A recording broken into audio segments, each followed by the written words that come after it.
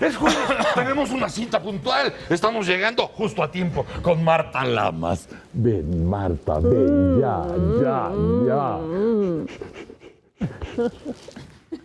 Hola. Hola, Marisa. Hola, Polo. ¿Qué tal? Espérame, déjame hacerle como una.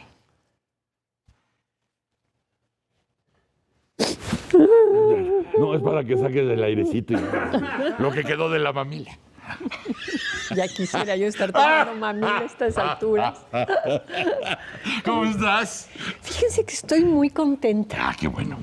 Hay buenas noticias. Sí. Lo de la acción de inconstitucionalidad que puso la Comisión Nacional de Derechos Humanos en Jalisco respecto al matrimonio entre personas del mismo sexo. Sí. Y la ponencia del ministro José Ramón Cosío, que estuvo espectacular, y que viene de nuevo a poner en el centro de la discusión el tema de las personas homosexuales.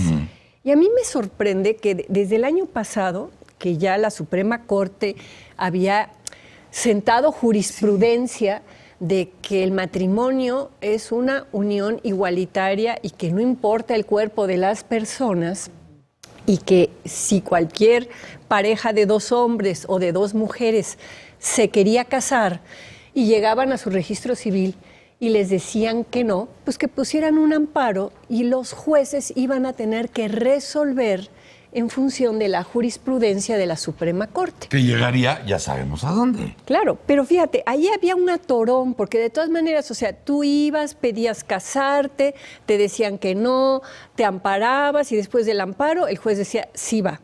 En cambio, ahora lo que hizo la Comisión Nacional de Derechos Humanos fue invalidar los artículos, no me acuerdo de memoria ahorita cuáles son, 230 y tantos, una cosa así, del Código Civil de Jalisco, diciendo que son inconstitucionales justamente porque excluyen a las personas que se quieren casar con alguien de su propio sexo. Y entonces yo lo que veía era, además, en este momento, en donde todo el país está, digamos, esperando la llegada del señor Bergoglio, que en este momento que haya salido esa resolución vuelve a abrir esta discusión de por qué se quieren casar las personas con alguien de su mismo sexo, si se supone que se casaba uno pues para tener hijos, ¿verdad? Y no van a poder tener hijos dos hombres o dos mujeres. Y entonces se abre toda esta discusión de que también ya la Suprema Corte resolvió en una votación de 10 contra 1. Casi, bueno, es que el uno que no quiso fue Medina Mora, que sabemos pues que tenía una trayectoria un poco fuera del ámbito. Qué bueno que se conservó así. Sí, ¿verdad? Sí, entonces, porque así se ven las diferencias. Para no mezclar. Sí. Pero entonces ya hay toda una serie de resoluciones importantes sobre matrimonio entre personas del mismo sexo, también sobre el derecho de estas personas de adoptar criaturas, de esta necesidad humana, pues de cuidar a alguien, de criar, de educar, de tener una familia. Y sin embargo, la cultura, los usos y costumbres, digamos, sigue con actitudes homófobas, de discriminación, de rechazo, de esos son unos raritos, vamos a ponerlos como de lado, ¿no? Y yo pienso que allí esta mezcla que está entretejida en nuestra cultura con el catolicismo tiene mucho que ver. Y la postura del Vaticano con respecto a la homosexualidad ha sido verdaderamente muy atrasada y con una brecha impresionante. Casi en todo. Casi en todo. Pero fíjate, Bergoglio hizo, muy al principio de su reinado, su pontificado, como se llame, hizo una declaración interesante de quién soy yo para juzgar a los gays. Sí. Bueno, señor, usted es la cabeza de una iglesia que tiene una postura absolutamente anticientífica y discriminatoria con respecto a las lesbianas y a los gays. Usted sí debería de tomar una posición. Y lo hizo. Digamos. Y lo hizo, pero yo también me imagino, y lo platicamos alguna vez, creo que casi cuando estaba entrando Francisco, que lo platicamos, es decir, esa institución que es paquidérmica, ¿no? Y que tiene todas las historias que te puedas imaginar para mal y para bien, o sea, es dantesco. Sí. Entonces, de pronto que alguien llegue a rasguñar. Rasguñar, porque fue un rasguño, decir, ¿quién soy yo para juzgar a los gays? A los homosexuales. Ya eso fue escandaloso. Claro, fue escandaloso. Pero lo hizo. Lo hizo, pero se quedó allí. Ya se reunió con grupos de lesbianas y gays, ¿no? Lo fueron a ver, que creo en un grupo de españoles. Claro. Lo que pasa es que, claro, tú dices un rasguño y yo siento que debería de dar un paso más adelante, sobre todo apoyarse en lo que es ahora el conocimiento científico, porque, a ver, ¿por qué Luis Raúl González Pérez de la Comisión Nacional de Derechos Humanos hace esa acción de inconstitucionalidad? ¿Porque de repente amaneció así o se le ocurrió o porque es gay o qué? ¿Por qué el ministro Cosío hace la ponencia espectacular que hizo? Pues no, porque han estado pensando sobre el tema, han estado leyendo sobre las posturas que se tienen a nivel internacional, ¿no?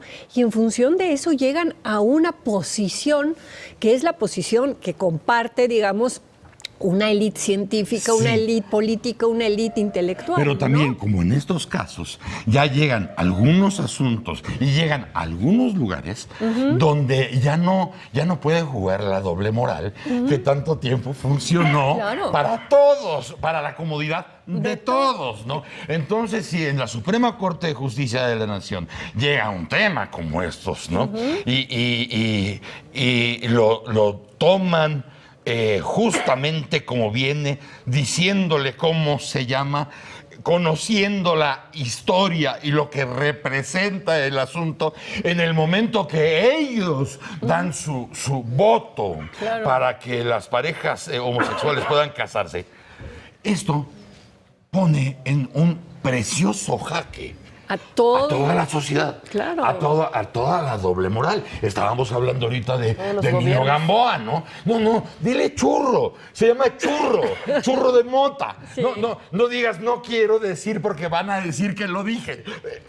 Esa es la doble moral, ¿no? Claro. Es decir, estamos hablando de un asunto que está siendo polémico en la sociedad completa. Sí. En cuestión medicinal ya casi no hay polémica, ya casi no hay.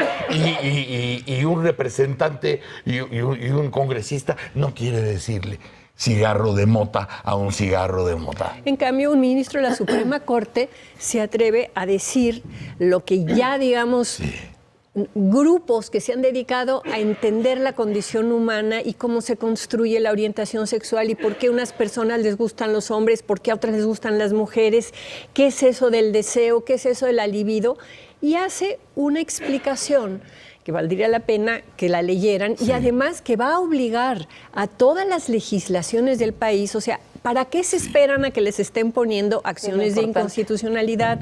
Señores, ya pónganse a modificar sus códigos civiles en todo el país, porque esa ya es una realidad. Pero está bien, o sea, de principio está muy bien. Tú sabes que de pronto ya sucederán las taras a continuación, ¿no? Sí, claro. Porque ahora te la vamos a hacer de jamón por acá, para que de todas maneras te cueste el doble o el triple, porque finalmente, ¿sabes? Al final van a tener que dar ese servicio y esa función, porque viene de la Suprema Corte, aunque les pongas 4 piedras. Mejor, como decías tú, esas 4 piedras que están sobrando en un escrito, quítalas ya de una vez. Pues de una vez porque si no, te la pasas también haciendo el ridículo ante todo el país. Además, por necesidad, igual lo que ocurre con la Iglesia, hay necesidad de modificar los discursos, las posiciones con respecto a lesbianas, a homosexuales, a madres solteras, a divorciados, y ha ido la Iglesia con el Papa Francisco modificando un poco esto, ¿no?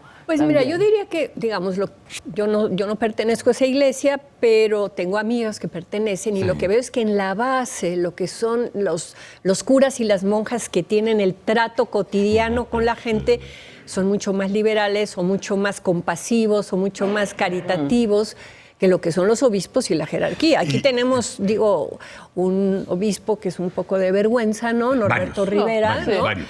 Y que, bueno, además en el tema de la homosexualidad, justamente la Iglesia Católica tiene una cola muy fuerte que le pisen con los curas pederastas. Y tú me contabas de la película esta, la de Spotlight. ¿Cómo se llama en español? Primera plana. Primera plana. Tienes que verla. Bueno, que está tratando ese tema de lo de Boston, que yo leí sobre el asunto, tienes pero que verla. bueno, la voy a ver Por y voy a favor, platicar. excelente. Sí, que la vean todo, nuestra audiencia. Sí. Sí, es una película. En buen momento que ahora que viene el Papa, ¿no? Además. Justamente, Sí, fue el claro. mejor momento para que saliera la película en el mundo, desde luego, pero con la coincidencia de que viene el Papa, porque ahora esto también va a ser muy interesante, ahorita que hablabas del Papa y de la comunidad católica que tú conoces. Se está hablando mucho, no solamente en la sociedad, sino en la parte clerical, de lo que el Papa viene a hacer. El Papa no viene a crear problemas, el Papa no viene a decir cosas incómodas, están como en Calladitos esta se ven tarea, más ¿no? bonitos. Ni ellos saben cómo va a actuar Francisco, ni ellos saben, pero Francisco es latinoamericano. Jorge Bergoglio. Sí, exactamente. Sí. Sumo pontífice.